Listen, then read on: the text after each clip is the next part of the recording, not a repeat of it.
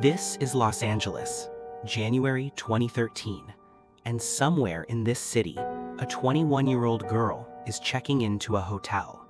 Her name is Elisa Lam. She checked into a hotel in Los Angeles. 19 days later, they found her in the water tank on the roof. And before you assume you know what happened, I need to show you the elevator footage, because once you see it, you are going to have the same question that 100 million people have been asking since 2013. What is she looking at? Because when police saw this footage, they couldn't explain it either. This is the Cecil Hotel, downtown Los Angeles. Since 1927, at least 16 people have died inside this building. Serial killer Richard Ramirez, the Night Stalker, lived here in 1984. He would come back after his crimes, take off his bloody clothes in the alley, walk upstairs. Nobody said anything.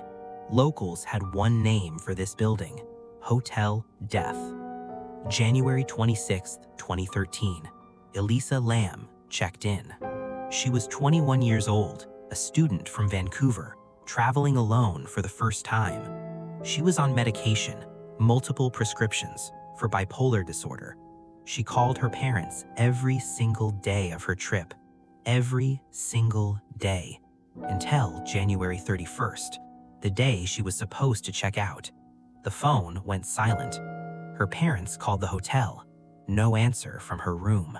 They called the LAPD. Police searched the Cecil from top to bottom, brought in dogs, checked every floor, every room, every corridor. Nothing. Elisa Lam had vanished. The only lead was the elevator footage. February 13th, 2 weeks after she disappeared, LAPD released the footage publicly. They needed leads. What happened next broke the internet. The video went viral, tens of millions of views in days. Watch what happens. Elisa steps into the elevator, presses multiple buttons, steps back, and looks out into the hallway. Slowly, carefully, like she is checking if someone is there. She steps out, looks left, looks right, steps back in, presses more buttons. The elevator doors do not close. She is pressing buttons that should close them. They stay open. Then she steps out again, stands to the side of the door, out of view of anyone looking down the hallway, and her hands start moving, not randomly, with intention, like she is talking to someone or gesturing at something. The camera shows nobody else. The hallway is empty. She is alone, or at least it looks like she is. And then she walks away. That is the last footage of Elisa Lam alive. Now, before you form an opinion, notice two things about this footage. The timestamp in the corner. It skips forward, like a portion is missing. The LAPD said technical issue, never fully explained, and the footage was slowed down before release. They said it was to make her easier to identify. Maybe, but nobody has confirmed what happened in the unclear sections. Keep that in the back of your mind. 19 days after she disappeared, the water turned dark. The taste was wrong, and then the complaints started. Guests, staff, everyone. A maintenance worker named Santiago Lopez climbed to the roof, scaled a ladder up to the water tanks, moved the heavy lid, and found her, face up, naked, in 1,000 gallons of water. Her clothes at the bottom of the tank, her hotel room key at the bottom of the tank, her phone never found. It just disappeared. She had been in that water for 19 days, while guests drank it, showered in it, brushed their teeth with it. The body was so decomposed, firefighters had to cut the tank open because the access hatch was too small to remove her. Now, stop. Think about what I just described. A 10-foot tank requiring a ladder to reach on a roof that was supposed to be locked and alarmed, with a heavy lid on top. Elisa Lam, 5'5", 121 pounds, alone, got up there, got in, and the lid was found open. so we do not have to explain how she closed it from inside, but everything else is still unexplained. The official conclusion: accidental drowning, bipolar disorder as a contributing factor. Case closed, June 2013. I am not going to tell you that is wrong. No trauma on her body, no DNA from anyone else, no evidence of foul play. But here are 5 things the official conclusion never fully answered. Question 1. The roof door. The staircase to the roof had a locked door with an alarm that was supposed to trigger if opened. Staff said they never heard it go off. When investigators tested the systems later, multiple alarms were found non-functional. Urban explorers accessed that roof freely after her death. Beer bottles, graffiti, regular unauthorized access. The roof was never secure. Question 2. The ladder. The access hatch is 10 feet off the ground. Workers used a ladder to reach it. When Lam was found, no ladder was anywhere near the tank. How did she get up there? The official answer: she may have climbed using pipes and structures on the roof. Possible, but no physical evidence of how she climbed was ever documented. Question 3. The dogs. When she first went missing, police searched with scent tracking dogs, including the roof.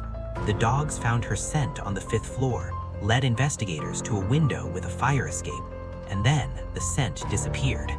The dogs were on that roof.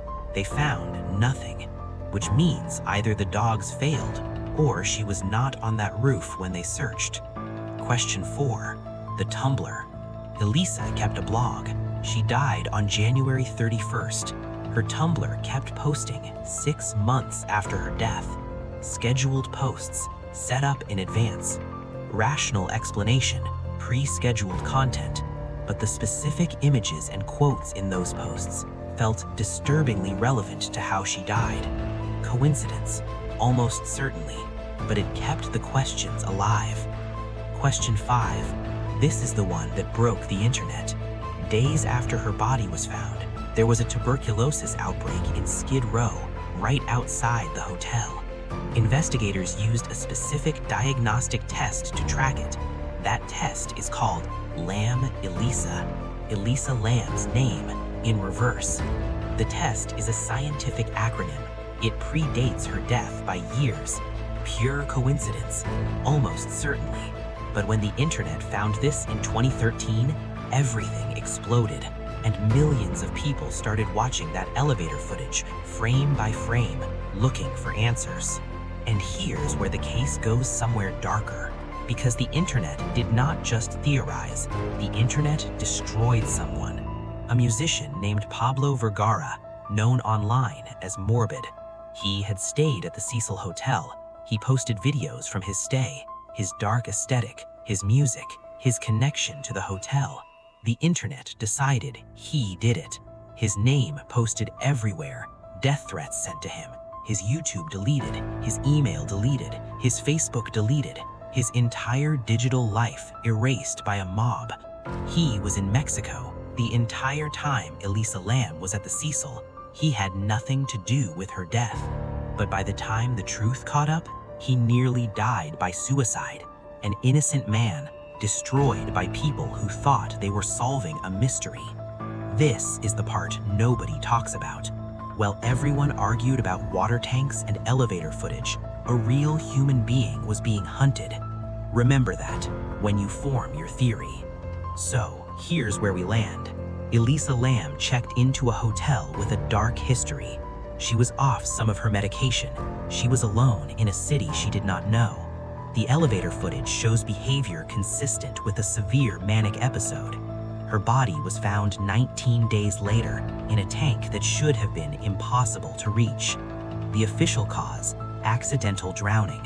Forensically, it holds no trauma, no DNA, no foul play. But the official answer cannot tell you what she was looking at in that elevator, why the timestamp skipped, why the dogs found nothing on a roof she somehow reached, how she climbed 10 feet with no ladder, or why a tuberculosis test being used outside the hotel the week she died has her name on it, in reverse. Most of these things have rational explanations, but most is not all. And the one or two things without clean answers are why this case is still alive 12 years later. Elisa Lam was not a mystery. She was a person, 21 years old, a student, someone's daughter. She wrote about feeling lost and finding herself again. She was excited about Santa Cruz. She never made it. Whatever happened in that hotel, she deserved better than a water tank. She deserved better than 19 days in the dark. And she deserved better than having her death turned into an internet game. One question in the comments, the one detail you cannot explain, drop it below. Because 12 years later, hundreds of millions of people have watched that elevator footage, and we still do not have an answer that closes every door.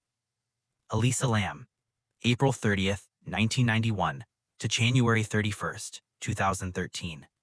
Rest.